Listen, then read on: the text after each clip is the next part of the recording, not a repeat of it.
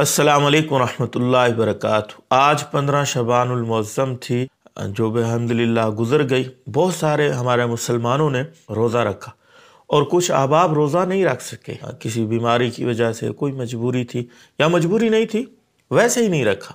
تو اب وہ پریشان ہیں کہ ہم نے روزہ نہیں رکھا، یا لوگوں کی طرف سے ان کو طعنے دیے جا رہے ہیں کہ بھائی تم نے روزہ نہیں رکھا، ارے کتنے بدقسمت ہو، تم نے 15 شعبان کا روزہ نہیں رکھا، اتنی فضیلتوں والا روزہ۔ جو ہمارے احباب اس قسم کی باتیں کریں یا ان باتوں سے پریشان ہو رہے ہیں، جنہوں نے روزہ نہیں رکھا، تو کوئی پریشانی کی بات نہیں ہے۔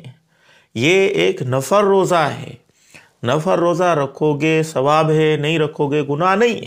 اس کی مثال ایسے ہی ہے جیسے کہ عصر سے پہلے 4 سنتے ہیں، عشاء سے پہلے 4 سنتے ہیں، یا نماز مکمل ہو جانے کے بعد 2 رکعتیں ہم بیٹھ کے پڑھتے ہیں نا نفل، وہ پڑھ لو تو ثواب ہے، نہ پڑھو تو گناہ نہیں ہے۔ اکثر لوگ پڑھتے ہی نہیں ہیں اس لیے۔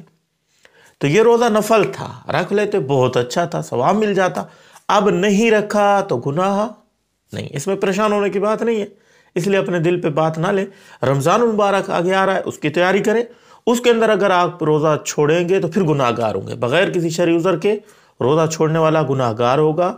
رمضان المبارک کا روزہ جو کہ فرض ہے، یہ شعبان کے روزے جو تھے یہ نفل تھے، نہیں رکھے تو گناہ نہیں ہے، رکھ لیتے تو ثواب ہوتا۔ آگے بھی شعبان کے کچھ دن باقی ہیں، آپ رکھ سکتے ہیں روزہ، نفل ہے، ثواب ملے گا۔ نہیں رکھیں گے گناہ گار نہیں ہوں گے، تو اس لیے پریشان نہیں ہونا۔